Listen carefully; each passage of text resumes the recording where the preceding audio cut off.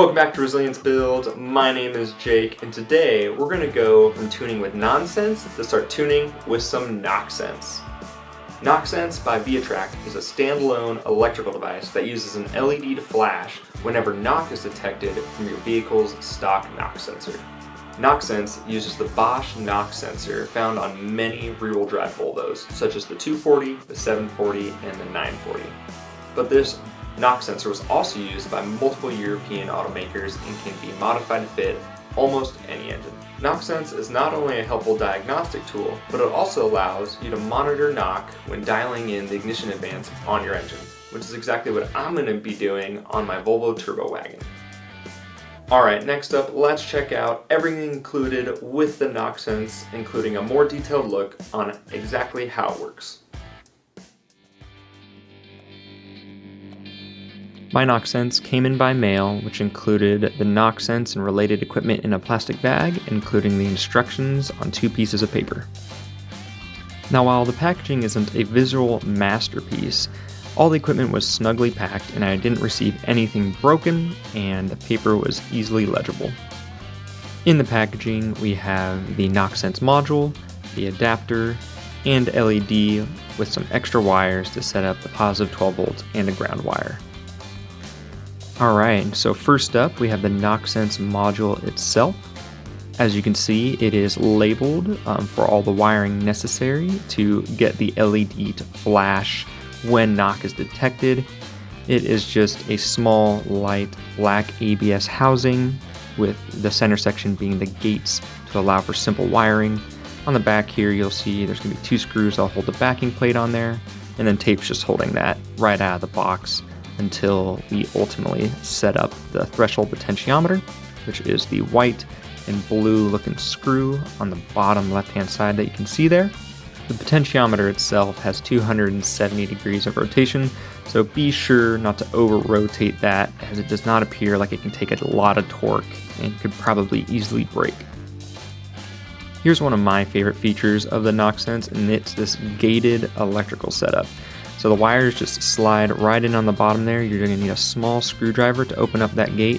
But this is going to make wiring simple, easy, it's labeled, and I'm really excited to see how it stands up from a durability standpoint. So next up we have the adapter that will splice into my wiring harness.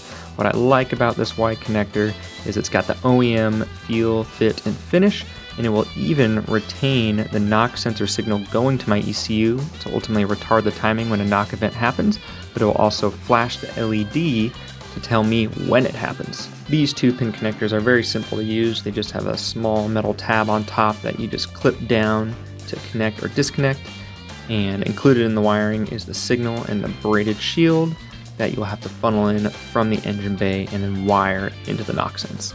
Next we have the LED, which has the yellow positive and green negative wiring already set up to the LED. It's got a small little threaded section so you can hold it or mount it to wherever you need it to be. The wiring is already pre-snipped, so it's ready to just be wired directly up to the Knocksense. And this LED comes with the stock red LED from Viatrack. As mentioned before, Knocksense comes with a detailed schematic that gives you everything you need to know in order to install the Knocksense correctly. So this schematic looks like it was made on some type of CAD software. It includes the LED, the different wiring that goes to the module, which terminals they go to, and then a step-by-step, which is what we'll be looking at next, of how to install the Knocksense. Also comes with one extra added piece of paper with more details on the potentiometer. On the top right, we have the hookup section. So, to attach a wire to the terminal block, insert the flat end of a small screwdriver into the slot above the entry and lift up.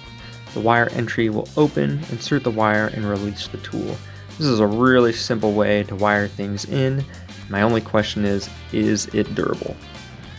Next, we have the installation notes. Install the unit under the dash, never in the engine compartment. I imagine this is because the plastic probably won't stand up to the heat in the engine compartment. Leave the lid off until it is set up. This is just so we can get access to the potentiometer. It is light enough to be tied to the harness afterwards, and I believe that. This is a really light little module. Next, we have the setup notes just under the installation notes. With the engine at idle, rotate the blue sensitivity knob counterclockwise until the LED just comes on. You may have to blip the throttle a bit. Rotate clockwise about 30 to 45 degrees and the LED should go out. Rev the engine in neutral and adjust the knob until the LED stops coming on. The LED should be out, but it will flash if knock is detected. Now this is also the portion where we have to induce some mild knock, nothing that would hurt or damage the engine, but that will allow us to test the Knocksense. Now Boris Mower, the creator of Knocksense, also includes a piece of paper with this notes on how to do so. This is what he has to say. Threshold adjustment is subject to empirical judgment. There are two ways which can be used alone or in combination. One is to advance the timing until you hear it knocking under the mild load. Other is to put a small quantity of low octane gas in a nearly empty tank and induce it to knock that way.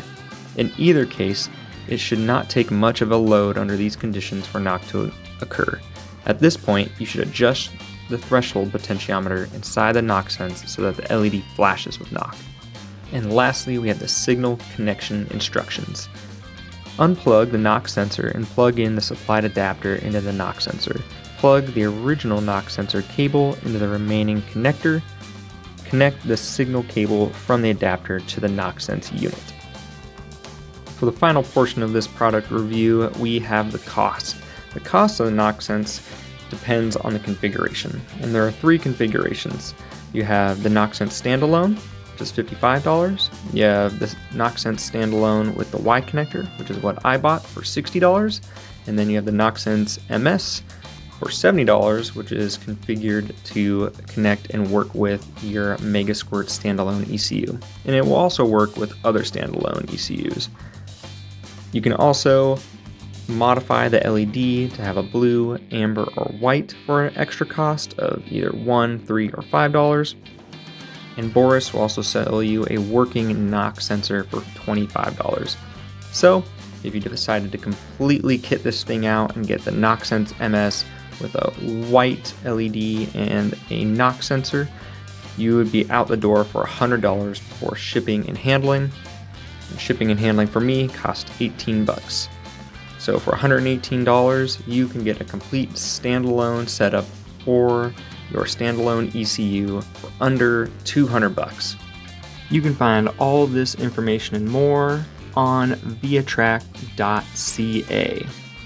And also stay tuned in the next couple of weeks where I do an installation video and go step by step of installing Knocksense on my Volvo 760 Turbo and seeing, does it work and does it help me tune in my ignition advance to make my car more drivable and ultimately to make more power. Hey, thank you so much for watching, and if you enjoyed this video, please support me by liking this video, sharing it with your friends, and subscribing on YouTube.